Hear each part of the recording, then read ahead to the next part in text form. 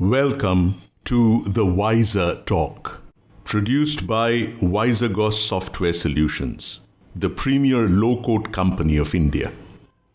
Our host today is Abhinanda Ghosh, a veteran of the financial services sector in India with over 30 years of experience. He culminated his service career as the CFO, CIO, and CISO of a public sector general insurance company. Mr. Ghosh is a low-code evangelist and is presently an advisor to WiserGos. Welcome back after the break to continue our tete-a-tete with Peter Chittaranjan. Peter, as you know, is the general manager of National Insurance Company Limited. He hails from the Northeast, but has served in different critical regions of the country. He has handled almost all lines of business of the company, more than 200 of them. Apart from that, he has also discharged leadership roles in different other functions of the company, chiefly the infotech department. At present, as general manager, Peter is posted in the head office of National Insurance Company at Kolkata, heading the IT and the R&D departments and spearheading critical corporate initiatives like the All India Auto Tie-up initiative for the company. Peter is a man of many colors and many hobbies. He is a traveler, a photographer, a connoisseur of music. He indulges in philately and numismatics, and he was an in-demand cricketer.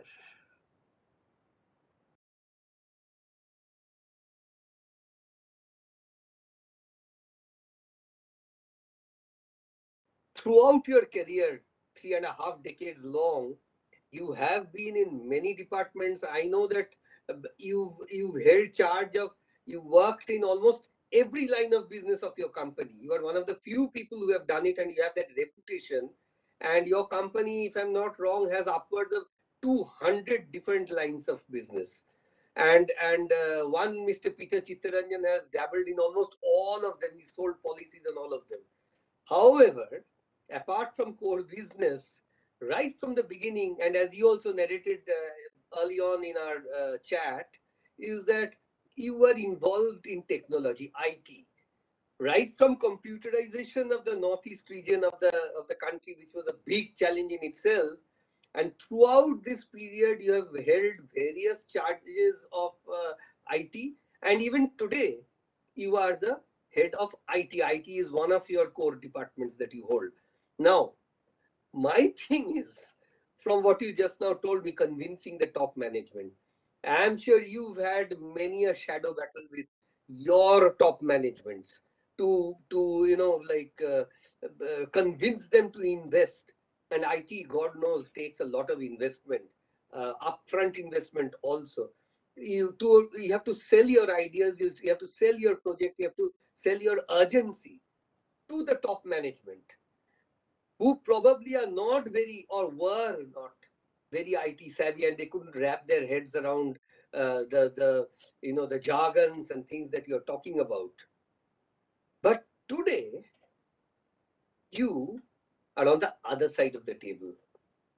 You are the top management yourself, and up comes a young guy, a junior officer, a middle-level manager, and tries to sell you an idea for an IT project, which is very heavy investment, and you, the general manager, you are thinking not about the IT project, but about the top line and bottom line of the company. That's your focus area today. So how today you would tackle that idea of an IT investment, which to them seem to be very urgent, but to you, maybe there are other urgencies. How would you do that? Yes, you touched on a very relevant point, Vinand. It is true that with the passage of time, there is often a feeling, that the amount spent on IT and digital requirements takes away major disproportionate share of overall expenditure in the running of a company. So Yes. whenever anyone comes up and says this is what is required, the first thing is to shoot it down. Yes. And sometimes it is just about replacing legacy systems. At other times, it's adopting a totally new software. And amount being spent on, I'll just give you an example. Amount being spent on maintenance of data integrity, which you touched on, which Hmm. includes both the aspects of data security and data privacy, which is now Hmm. becoming key. And also, regulator has started getting into this Hmm. maintenance of data integrity of insurance Okay. companies. Uh, Okay. and this is particularly true of with recent multiple hacking attempts for ransomware and other Hmm. disruptions. And Hmm. this is definitely something which all insurance companies are facing. End Hmm. of life, end of service of various versions of software and hardware is Hmm. happening on a continuous basis, requiring urgent replacement. So the way of consideration is to think as to what would be the impact if, say, a data center were to go down for any period of time. Hmm. Uh, uh, uh, just look at a worst case scenario. You don't do something, Hmm. and what is the potential impact it has? Because you don't want to invest the necessary amount to secure your Upfront. data. Yes. Yeah, upfront. You have to do it upfront. Yeah. And it is a fact that the prime capital of any insurance company is the data capital. If a Yeah. hacker gets, say, uh, your Mediclaim data or your renewal records, Hmm. your credit card information, Hmm. property records, these are all hugely valuable data that each insurance company is sitting on top of. Hmm. What would your competitor, for example, not give to get hold of your precious data which you've built up over decades and Yes. Yes. rob you Yes. of your future business? So, and we know as for a fact, as Hmm. top management, Hmm. in a way, sometimes it's easy to convince, Hmm. and many times it's difficult. Many Hmm. times the feeling is that why do we have to digitize so much? Our core strength is retail. Hmm. Our core strength is the personal touch. Hmm. And this is where the work of IT officer or someone who looks after IT at the highest level to Hmm. convince his colleagues at the highest level that we need to look at not just getting business, but also protecting our customers' data. And it could be Hmm. the data relating to his credit card information. Just Hmm. imagine if we were to lose credit card information of all those who came online and had Hmm. the trust in our company to do business and pay their Hmm. premium online. So we are sitting on credit card information of maybe, I'm Yes. just telling, give you an example of say 10 lakh customers. Now, suppose tomorrow there is a loss of credit card information of 10 lakh customers, all Hmm. because we did not Hmm. invest in data security. We were only Yes. looking at other aspects where premium was coming in, but Hmm. we didn't look at the aspect of securing the data. Hmm. That is where the role of a GMIT, which I'm playing at the moment, Hmm. and it's you were mentioning about being in various lines of business. That has Hmm. greatly helped having a broader vision about what Yeah. Yes. exactly is needing to be done, and having a reality about being competitive and Hmm. uh, doing all those measures which will secure your company's future and Yeah. also protect your customers' interests. So And all I these would I steps, would imagine yeah. I would imagine that if we were to let go of the credit card information of our clients, then probably you'd never hear the end of it from, IRDA, and maybe you'll be hauled to a criminal situation and all that, So because these are so that's sort of sensitive very true. and That's sort of a sensitive, scenario, especially Abhinand. to the individual Yes, client. yes. Goodness me, I shudder to think about it. Yeah. Yeah, apart from long-term loss of business, you have a huge loss of credibility and brand image in the market. I mean, uh, these are Yes. brand image is something which is intangible. It is built up over decades, and it's when you're talking about brand image here, you're talking about trust. So Yes. Yes. trust is lost in a company, and especially an insurance company. It's a huge loss. So when Yeah. these uncomfortable questions are posed, the need for IT comes into focus, and it rightfully gets primacy in the expenditure chart. Correct. So I would say a very relevant question: how to convince everyone that whatever you're doing in IT Yes. is looking at all-round Mm. protection and all-round improvement and propagation of your business. So definitely Yeah, yeah, yeah. plays a And role. yes, trust. Ever since, Yes. as a young man, I joined insurance. We used to hear almost the first of the insurance specific phrases that Yeah. we heard was that Latin phrase, if you remember, "Uberimi fidi," which means utmost good faith. So Yes. Yes. insurance exists and is built upon this utmost good faith principle, and it works every which way. I know, and if trust goes, then nothing remains for insurance, because insurance is always in the future. If there's no trust, nobody will trust you with his money Yeah. to an uncertain future. Yeah, that's a fact. That's a fact. Yes. Now, but when, as we, like, coming to the home stretch of our chit chat, let me ask you, which I ask many of my other friends, guests, my compatriots, my industry colleagues, etc., that everyone nowadays, they talk about insurance definitely, but also about technology.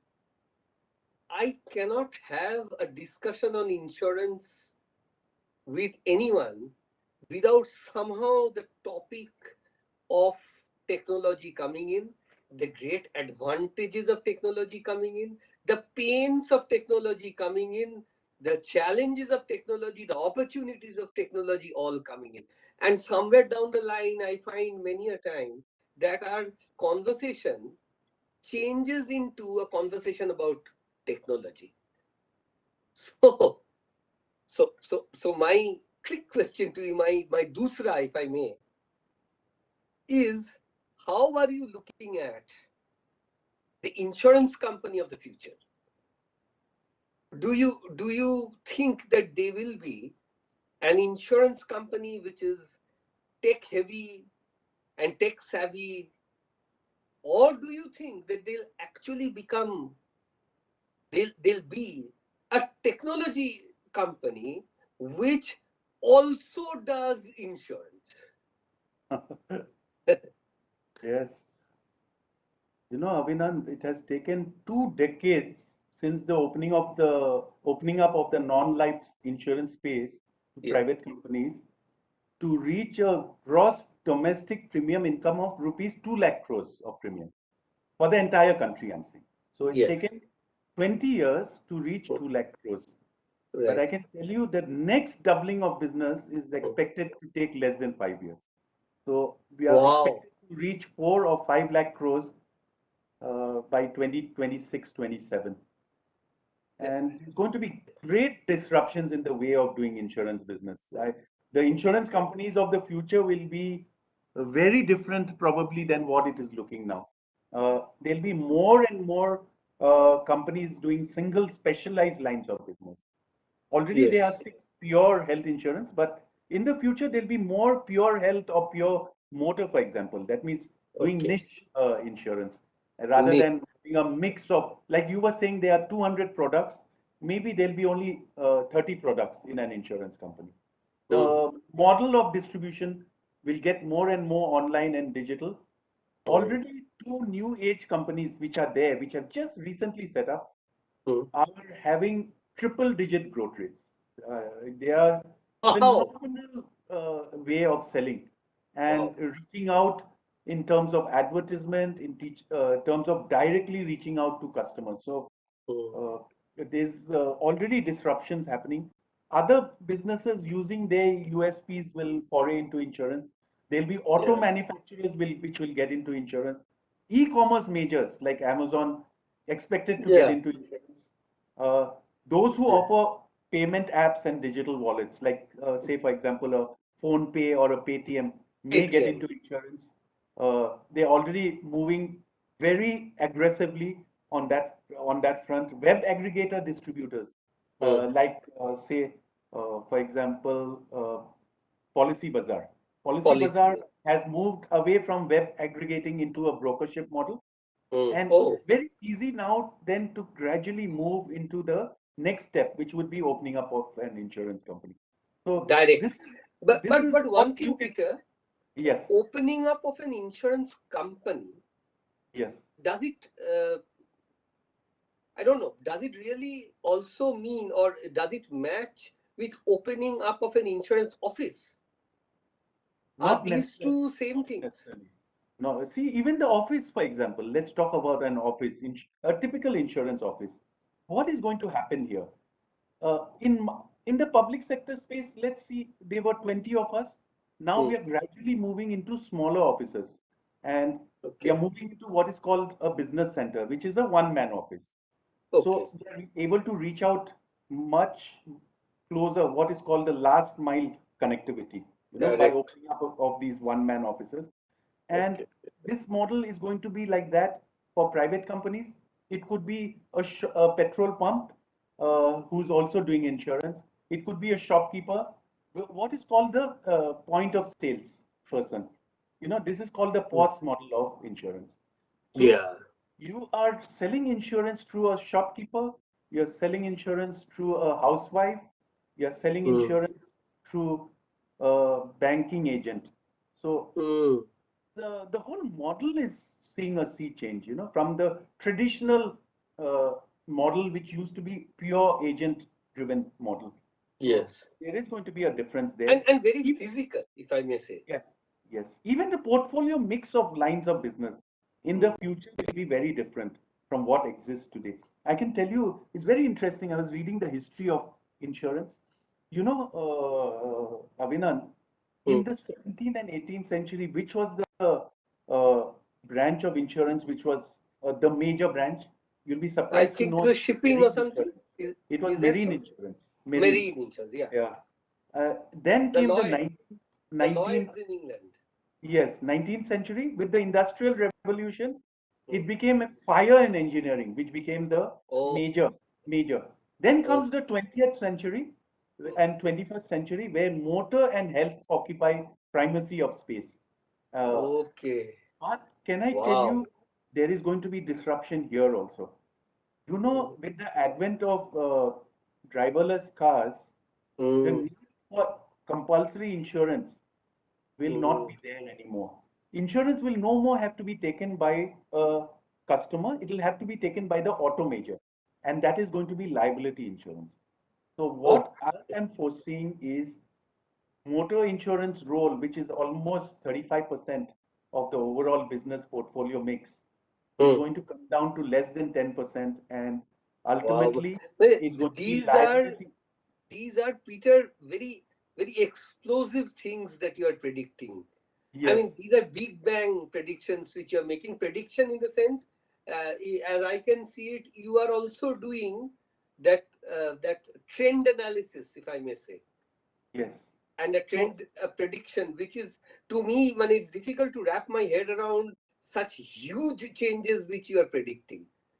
Yes, and it's going to happen. It's going to happen, Avina. Then your question will be, what is it which is going to become a major insurance, Line. LOB, a line Yeah. of business? It's going to be liability insurance. It's going to be cyber liability, for example. Just like we have a health policy, Wow. in the Hmm. future, every single person will need to have a cyber liability policy. And this Hmm. is being caused because of the huge uh, areas that every human being is now into 4 or 5 digital devices. He could be using Hmm. a tab, he could be using a desktop, he could be using a PC, and of course, mobile. So, what Hmm. is happening is uh, there is a chance of stealing identity, for example. Identity theft is going to become a big thing. And what is Hmm. going to cause the damage that is going to come by Hmm. identity theft, for example, Hmm. he'll need to have a cyber liability policy. So, to Hmm. cover any liability caused by someone stealing his identity. So, Hmm. just as health insurance policy is a must nowadays, in the Hmm. future, and I would say it's coming very soon, where every individual will need to have a cyber liability policy. Well, So this is really revealing and really, I mean, that's a wow way to end our conversation. Also, I hope that many of the insurance decision makers and opinion makers would sit up and take notice of this last bit. Mane, to me, it seems gigantic, Herculean almost, a change like no other. Of all the changes that has happened, and we have talked about the changes of technology, this, that, of course, everything is enabled by technology. Maybe this change of behavior, the change of need, this could be the biggest Big Bang explosion yet for the insurance industry. Yes. yes, So, and I so tell you, yeah. Abhinand, there's another area which I'll quickly touch on before ending. Yeah. See, drone insurance, for example, drone insurance is going to be something very big in the coming days. It's Yeah. already available in the market, but it has not caught on. The food delivery apps like Swiggy, Hmm. uh, it's going to become delivery of food through drones. Drones. E-commerce majors are going to use it, and Hmm. we as customers are going to use it. Say we are sending to a friend some books, and Hmm. it will be using a drone. So what we are going to see more is aerial devices, and what is the liability that is going to come from there. So Hmm. again, drone technology is something which is going to be there, and it's going Hmm. to be from an insurance point of view also liability that can come from the Hmm. usage of drones. So in conclusion, I wanted to tell you, Abhinand, that Hmm. what I am foreseeing is the insurance cake is only going to become bigger, Hmm. and the slice for each existing player will only get larger. You'll be surprised to know, Abhinand, that in before privatization in 1971, 72, there were Hmm. 107 insurance companies. Yes. 107, it got reduced to four, and Hmm. today there's, I think, 33 or 34 companies. Yeah. But the near future is going to see merger of Hmm. some players and niche companies coming in. So Coming whatever is in. happening at the moment, if you see look back at this interview and see what happened 5 years later, you'll Hmm. find that there's a huge change in the insurance landscape, Yes. in the Yes. technology landscape that insurance companies are using. And one of the ways they are, one of the things which is being used is what is called insurtech, similar to fintech that banks are Yes. using. Insurtech are startups which are coming with very innovative products. It could be Yes. something like a roadside assistant. You Hmm. meet with an accident Hmm. and you tie up with a company which gives you roadside assistance, Yes. which will take your vehicle to the nearest. So it's convenience for a customer that he Yes. has a breakdown or an accident. Hmm. Insurtech is going to come into play. So the ones I can tell you, Avinant, Hmm. just Hmm. my final sentence, the Hmm. ones who have agile and versatile systems, Hmm. who can quickly adopt by Hmm. whatever technology Hmm. they need to change. Hmm. These are the companies which will flourish in the future. And that is where insurance is going to go. Wow. And on that very resounding statement, I must thank you a lot, Peter. First of all, having been able to meet after such a long time and spend some time with you and really traversing the entire road from the past to the present to the future. And what a future you have painted for us. Thank you, Peter. Thanks a lot. And we'll meet again. Thank you very much, Avinan. It was a real pleasure talking to you, and also, hearing from you. It was more learning from you also when we were in service. And you've always been a good friend and a good colleague. Wish you all the best. Thank you. Thank you. Thank you. Thank you. Thanks a lot, Peter.